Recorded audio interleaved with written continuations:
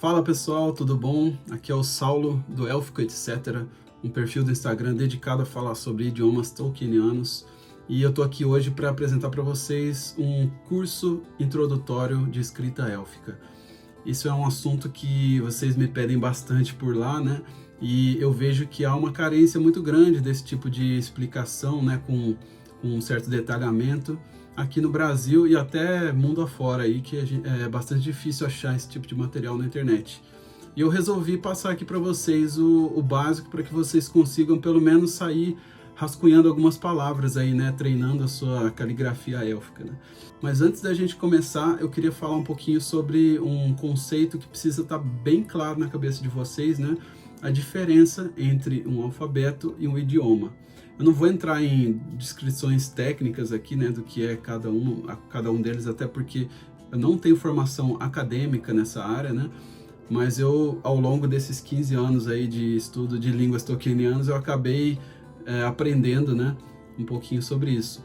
E então eu vou dar um exemplo real para que vocês entendam e depois a gente extrapola isso para o élfico, né? Então vamos pegar a palavra pato em português, né? Você pode escrever pato com as letras gregas, mas isso não quer dizer que essa palavra está em grego. Então a gente tem aqui pato em português, pato escrito com as letras gregas, mas continua sendo falado pato, né? Não está traduzido, está somente transcrito para as letras gregas. E aí, se a gente quiser escrever alguma coisa 100% em grego, né, a gente pega essa palavra, né, pato no caso, seria papia, né, e escreve essa palavra com as letras gregas. Aí sim a gente tem aí uma palavra 100% em grego, né? Então, existe essa diferença, né, entre o idioma e o alfabeto. Eu posso escrever alguma coisa em português com outro alfabeto, vai continuar sendo português, escrito com outra letra, e a gente pode traduzir, né, uma palavra, uma frase, e depois transcrever para as letras desse idioma, que assim a gente vai ter uma frase ou uma palavra 100% naquele outro idioma. E isso acontece exatamente igual com o élfico, né? A gente pode transcrever tanto um nome quanto uma frase com letras élficas, né? Visualmente a gente vai ter um resultado de uma coisa que parece ser élfico, né? Mas na verdade é português escrito com letras élficas, o que não tem nada de errado. A gente pode fazer isso, né? É uma coisa que o próprio Tolkien mesmo fez nos cabeçalhos aí das folhas de rosto do Senhor dos Anéis, do Silmarillion. Aliás, no Silmarillion é o Christopher Tolkien, né, que escreveu, o filho dele. E, bom, isso é uma coisa que precisa ficar bastante claro para vocês, né? Espero que daqui para frente vocês tenham isso bem claro na cabeça. Segundo ponto, uma coisa que a gente está pouco acostumado aqui no Brasil é a lidar com alfabetos fonéticos. E esse é o caso do alfabeto élfico, né? O alfabeto élfico, ele é fonético, ou seja, cada símbolo ali, cada letra que a gente tem, representa um som. Então, a gente vai trabalhar com esse alfabeto pensando nisso, né? Que, na verdade, aqui no Brasil a gente tem várias palavras que são escritas de uma forma, mas a gente acaba falando de outra forma, né?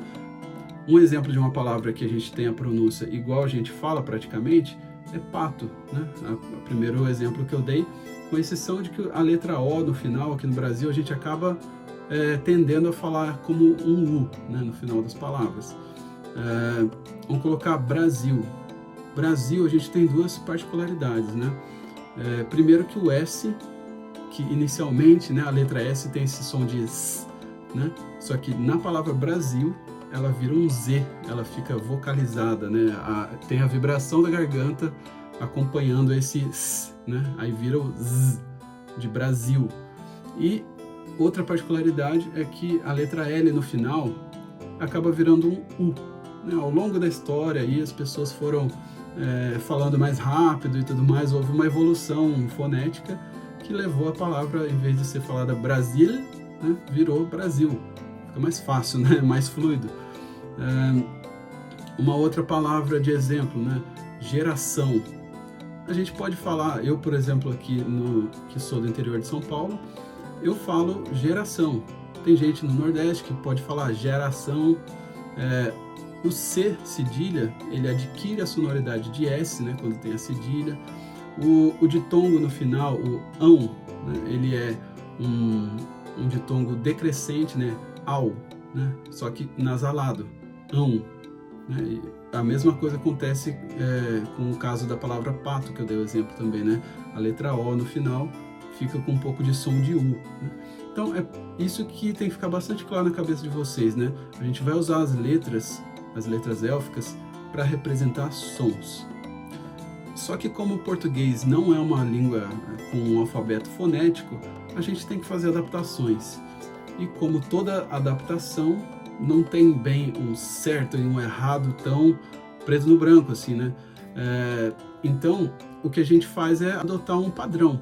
E o padrão que eu adoto, né, que eu costumo adotar, é o padrão desenvolvido pelo grande mestre Ronald Kirmes, né, que é tradutor aí de grandes obras de Tolkien no Brasil.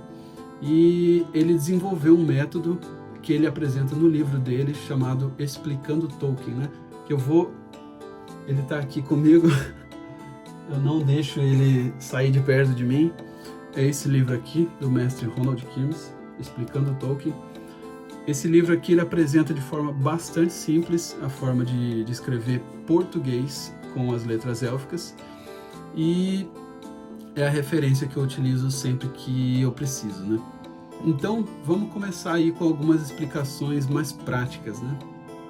Primeira coisa que vocês precisam entender é que, além do alfabeto ser fonético, a gente tem uma particularidade que não existe aqui no Brasil, né, para escrever português. Por exemplo, em idiomas árabes ou no hebraico, existe essa característica, né, de ter uma consoante, né, um fonograma aí, embaixo, e aí em cima dessa consoante tem uma vogal representada por algum símbolo ali que traz como se fosse uma característica para aquela consoante, né? Então é como se ela completasse a sílaba, né? Então a gente tem, se a gente fosse escrever batata, a gente ia escrever primeiro um B, e em cima dessa letra B a gente coloca a letra A, e faz a mesma coisa para a próxima sílaba. Você coloca um B do lado do B que você tinha escrito e coloca um A em cima desse B. Depois, para a última sílaba, você muda, né, a consoante de B para T e coloca o T ali do lado e um A em cima do T também. E assim a gente tem a palavra toda, né, que seria batata, né? Essa é a principal característica que vocês precisam entender daqui para frente, tá? Então, para vocês já expandirem o conhecimento de vocês, eu vou colocar aqui na sequência do vídeo uma tabela com todas as Tengwar que vocês precisam conhecer, né? O que são Tengwar?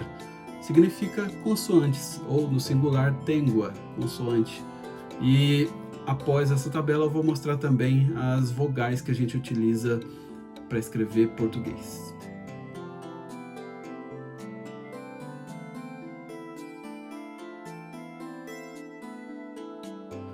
Agora, pessoal, eu vou praticar aqui um pouquinho com vocês, mostrando, né, um pouco da caligrafia à mão, para que vocês me acompanhem, né, tentem acompanhar a explicação, né, fazendo na prática, né? Eu quero que vocês tentem fazer junto comigo aí, tá bom? Bom, pessoal, vamos lá então. Vamos começar aqui com alguns exemplos bem simples, né? E eu vou começar também com materiais simples. Vamos começar com a palavra pato, que eu falei lá no começo já, né? A letra P, ela é bem parecida com a letra P que a gente conhece no português, mas ela tem uma característica que assim, é uma haste, né, que a gente chama, uma curvinha dessa daqui, que é um arco, né? E esse arco ele é fechado embaixo. Então não adianta desenhar igual um P, que ele não vai ficar parecendo o P do élfico, né? A letra A são 3 pontinhos. Sempre que você vê esses 3 pontinhos, eles são a letra A. A letra T é parecida com a letra P, só que ela não tem esse fechado aqui na parte de baixo. E aí a próxima letra é a letra O, que é uma curvinha, né, uma curvinha virada para baixo. Então aqui a gente tem a palavra pato escrita com as letras élficas, né? Não completamente em élfico, mas nas letras élficas. Vamos para o segundo exemplo, então. Vou deixar aqui escrito em cima para que vocês lembrem, né? Quais são as palavras que eu estou escrevendo. Vamos escrever agora batata, que foi outro exemplo que eu dei. E já vai apresentar mais uma vogal aí para vocês verem como que fica escrita, né? Uma vogal? Não, desculpa, uma consoante. Então a gente tem a letra B. A letra B, ela é parecida com a letra P, só que como ela é vocalizada no élfico, né, nas letras élficas, a gente duplica o arco, né? Então fica dessa forma. Isso aqui é a letra B. Aí você coloca o A, né, que vocês já conheceram na palavra anterior, e aí o T também, que vocês conheceram ali no pato, que é esse símbolo sem fechar, e a letra A também, né? E aí você repete mais uma vez aqui, porque são dois tá, né, na palavra batata. A gente tem aqui escrito batata. Vamos escrever agora alguma coisa que tenha outras consoantes, né? Vou escrever uma palavra que tenha um ditongo decrescente. Eu vou escrever aqui o meu nome, tá? Aqui o meu nome é Saulo.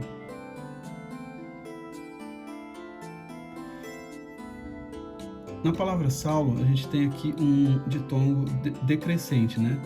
O A, ele é mais forte que o U, né? Então fica AU, ele está descendo, né? A entonação das vogais. Então, a gente tem aqui o que acontece num ditongo decrescente, né? Você tem lá na tabela, você pode ver que o ditongo decrescente com U, ele é representado por uma bolinha. E a vogal que vier em cima dele é a vogal anterior a essa letra U.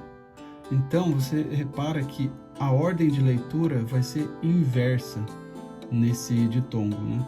Então, vamos acompanhar aqui comigo. Vou colocar primeiro a letra S, e aí, como a letra A não vai ficar em cima da letra S, porque ela vai ficar no ditongo, eu posso colocar a letra S virada para cima. Ela tem esse rabichinho aqui para cima, só que se você fosse colocar uma vogal em cima da letra S, você teria que escrever ela dessa forma aqui, ó. Vou colocar aqui para frente.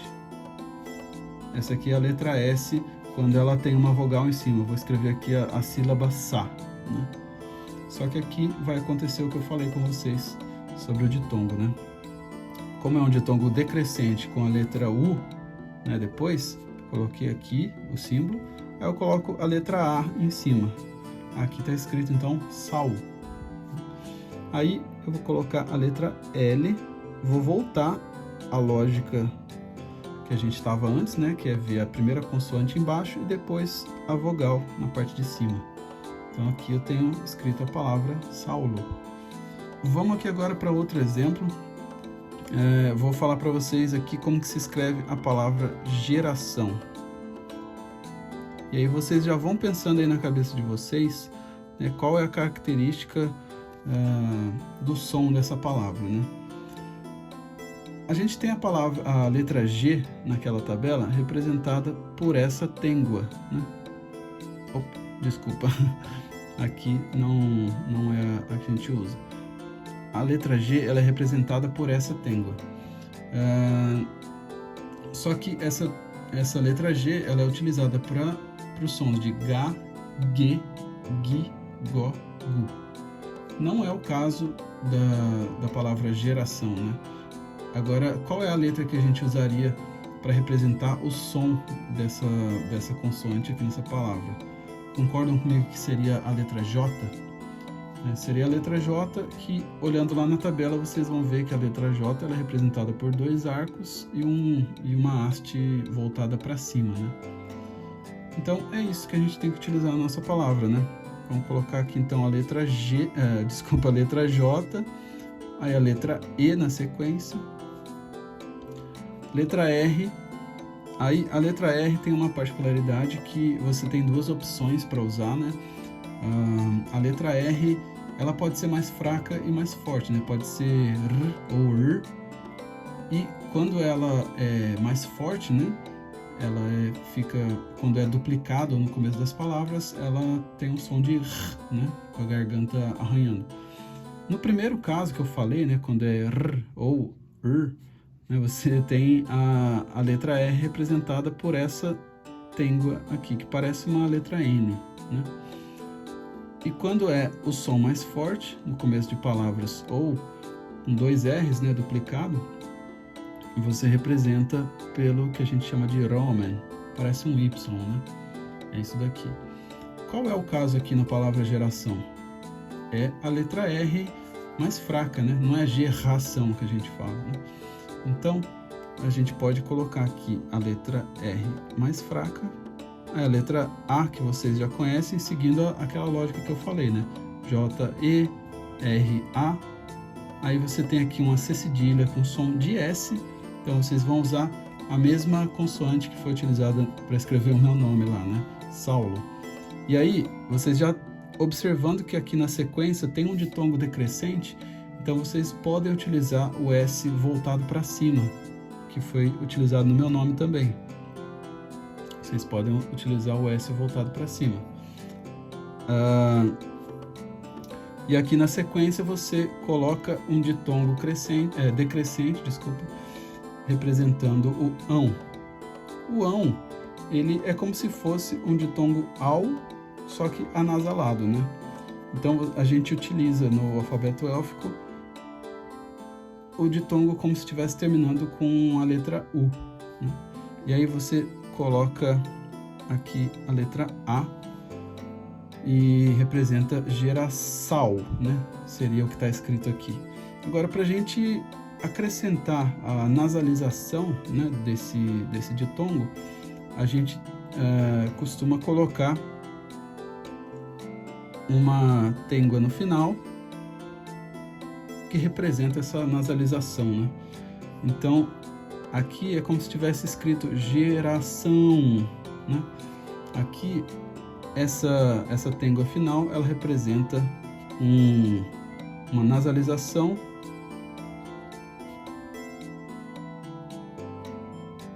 Ela pode representar também um M final ou um N final, né? De repente tem um nome terminado com N. Então é mais ou menos isso que acontece, né?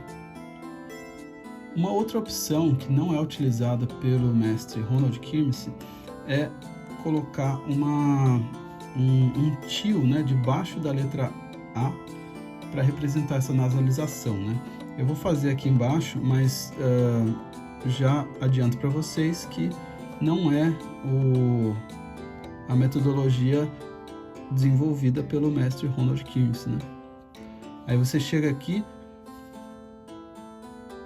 você coloca um tiozinho e em cima do tiozinho você coloca a letra A, né? Aqui também estaria escrito geração de uma forma aceitável, né?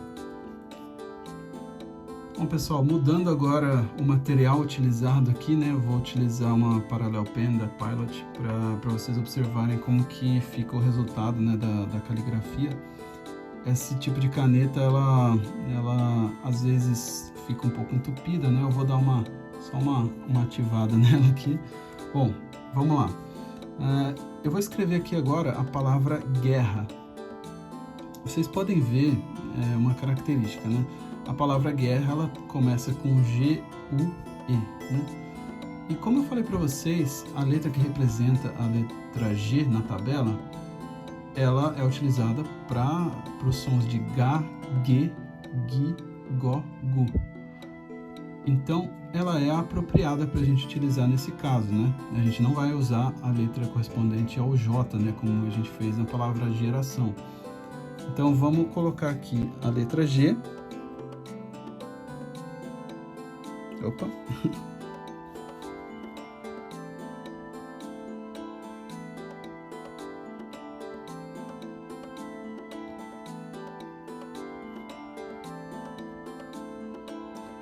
você pode precisar reforçar a escrita quando você utiliza esse tipo de caneta, tá? Porque ela exige bastante prática, né? Bom, aqui você precisa colocar a letra U na palavra. A gente não vai precisar colocar a letra U, porque essa têngua, ela já representa o som de G, né? De G. E aí, a gente vai colocar aqui na sequência a vogal correspondente à letra E. Só que nessa palavra, a gente pronuncia guerra com o E aberto, né? É como se ele tivesse acentuado, né? Como se tivesse um acento agudo no E. Então, a gente coloca aqui na palavra, em cima da letra G, 2 pontinhos que representa esse som de E, né? No protocolo desenvolvido pelo mestre Ronald Kirmes, né? Aí, na sequência, a gente tem 2 R's. Lembra que eu falei para vocês que 2 R's são sempre representados com aquela letra parecida com Y, que eu chamo de Roman, né? É o nome dela. E aí vocês já vão observando o movimento, né? E você só adquire naturalidade para fazer essas letras com a prática, né? Não se preocupem de se sair feio, né, nas primeiras vezes, né? E, bom, vamos lá. Aí, na sequência aqui, a gente já escreveu guerre, aí só falta a letra A, que a gente vai colocar aqui em cima da letra R. Então, aqui está escrito guerra. Bom, vamos escrever uma outra palavra aqui, para vocês já aprenderem mais um elemento. Vou escrever a palavra Pantanal. A palavra Pantanal começa de uma maneira simples, né? Uma letra P. Opa. Como eu falei para vocês, tem o arco e aí tem que fechar esse arco aqui embaixo. Aí a sequência é uma letra A, só que reparam que essa letra A ela já é meio anasalada, né? Pantanal, e essa nasalização acontece por conta de um N que vem antes de um T, né? A próxima sílaba. Então, a gente coloca aqui a letra T, que é parecida com a P, só que não tem o fechamento embaixo, e a gente coloca a nasalização aqui em cima. Isso daqui, né? Isso daqui que eu acabei de escrever representa NT. Então, a gente tem aqui punch, né? Aqui, isso daqui é lido antes da letra T aqui embaixo. E a gente tem punch aqui. E aí a próxima letra seria um A. Aí a gente pode escrever em cima mesmo, né? Tem aqui panta. Aqui está escrito então panta. E aí a próxima sílaba, ela começa com um N.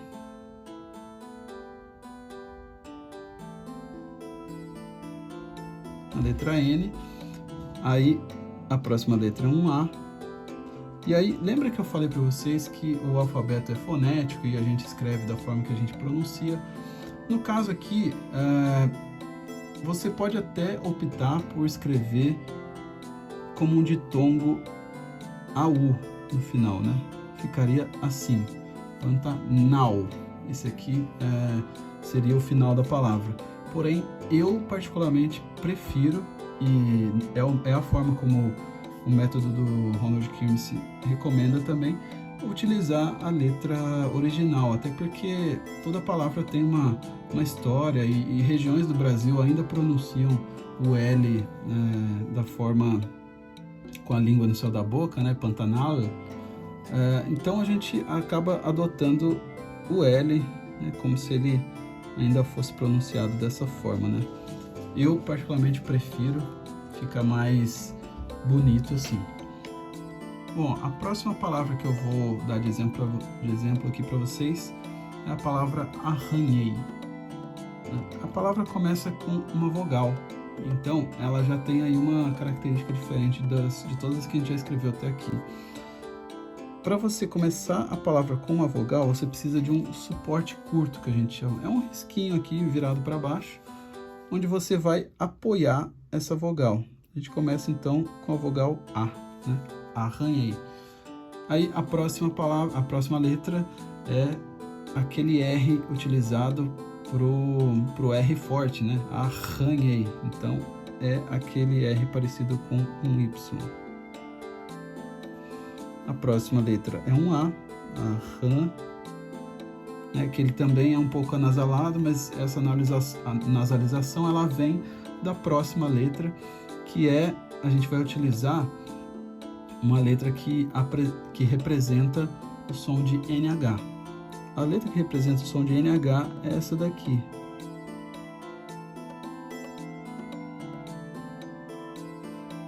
É essa. E aí, para pensar que o próximo som que vem na palavra é o ditongo decrescente EI. Se o ditongo é decrescente, a gente utiliza aquela mesma lógica para o ditongo AU, só que a gente utiliza a têngua que representa o som final I, né? Aí fica assim, ARAN, aí aqui a gente coloca a letra E em cima dessa letra I, né? Então fica assim a palavra arranhei, né? Arran, e aí aqui, chegando no ditongo, você inverte a ordem de leitura, né? Você lê primeiro a parte de cima e depois a parte de baixo, então fica arranhei, né? Descendo aqui, né? Agora eu quero desafiar vocês a escreverem uma palavra junto comigo aqui, que é anticonstitucionalissimamente. Vocês acham que conseguem escrever isso junto comigo? Vamos lá então, vamos precisar exercitar algumas coisas aí nessa palavra. Vamos começar então da mesma forma que a gente começou a palavra arranhei. A gente vai precisar de um suporte curto para colocar a vogal, já que a palavra começa com uma vogal. A gente não tem uma consoante para apoiar essa letra A, né? Então, a gente tem aqui A, que é de anti, né? Aí, lembra aqui dessa lógica do Pantanal? A gente vai usar a mesma lógica para anti, né? Vou colocar uma letra T. Aí a nasalização aqui, anti, né? Então a ordem fica A, N, T, I, anti, cons, aí a gente vai escrever o C, aí coloca o co, só que aí tem uma outra nasalização, né, antes do S.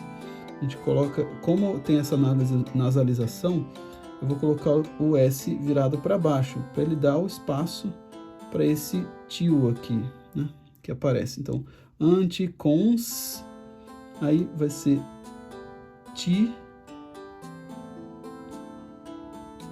constiti, aí tu, letra U agora, que não apareceu ainda. Desculpa que eu tô subindo a serra aqui escrevendo, né, mas vai ficar legal. Anticonstitu, que é um arco virado para cima agora, né, ou a letra U.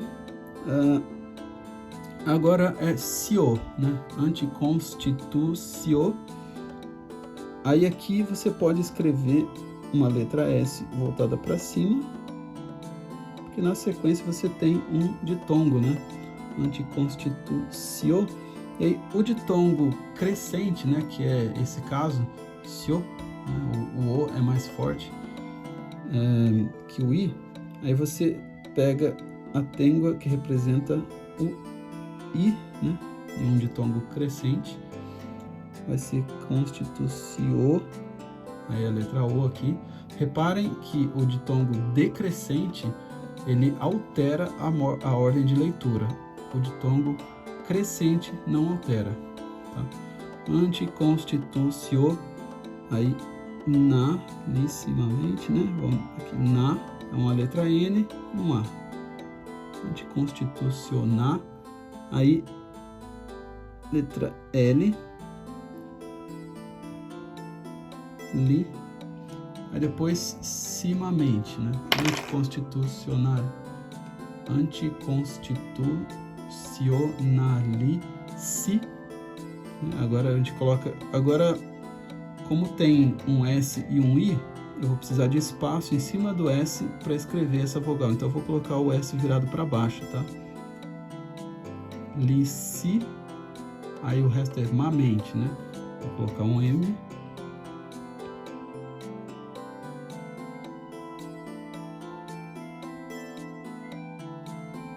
Ma, M-A, mente, letra M de novo, me, e aí tem aquela lógica do começo da palavra também, né? NT, de Pantanal também, mente. Aí você coloca primeiro o T para você se guiar, né? Para colocar o N depois em cima dele. Você coloca aqui a letra N, lissimamente. E é isso. Temos aqui escrita a palavra anticonstitucionalissimamente. Pessoal, é isso então. Gostaria de agradecer muito vocês aí por terem acompanhado esse vídeo comigo. Eu quero que vocês deixem aí nos comentários as suas dúvidas, que eu vou tentar responder todas elas, né? Vamos ver a quantidade de comentários que chega aí.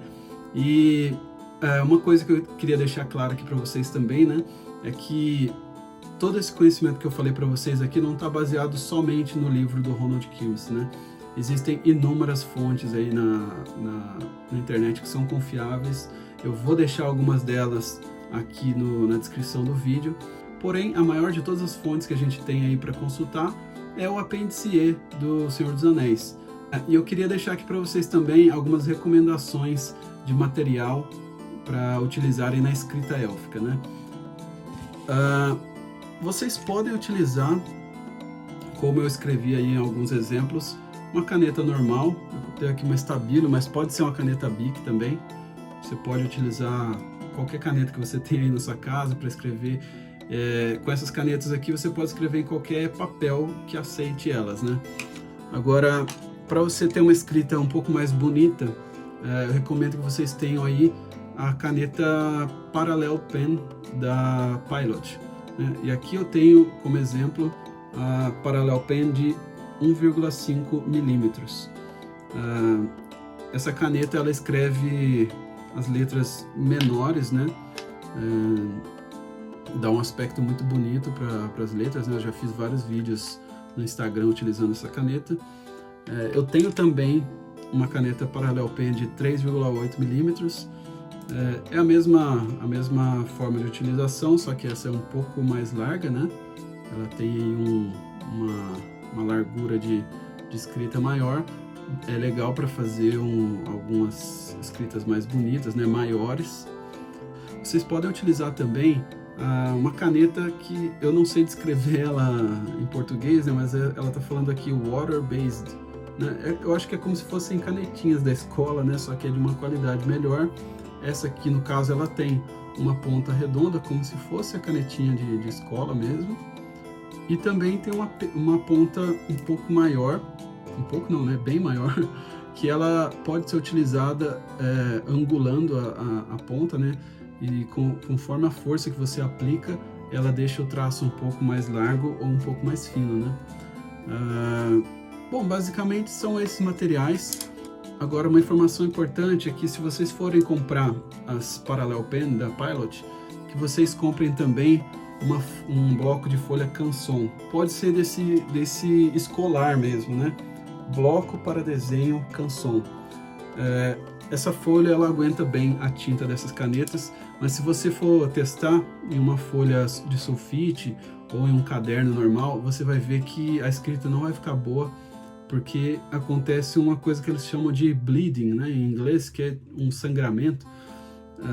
A tinta ela entra na folha, ela começa a se espalhar, né? Então ela não fica somente onde você escreveu.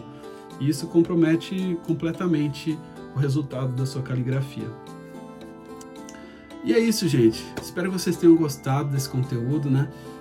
Me deem aí o feedback de vocês, né, para eu saber o que mais que vocês gostariam de entender sobre a escrita élfica. Claro que aqui eu não consigo passar tudo que é necessário para sair escrevendo com 100% de confiança, mas isso você adquire somente com o tempo e com a prática. Existem também algumas particularidades para você escrever as línguas élficas, né? Lembra que eu falei no começo do vídeo que é diferente você escrever português ou escrever na própria língua élfica mesmo, né?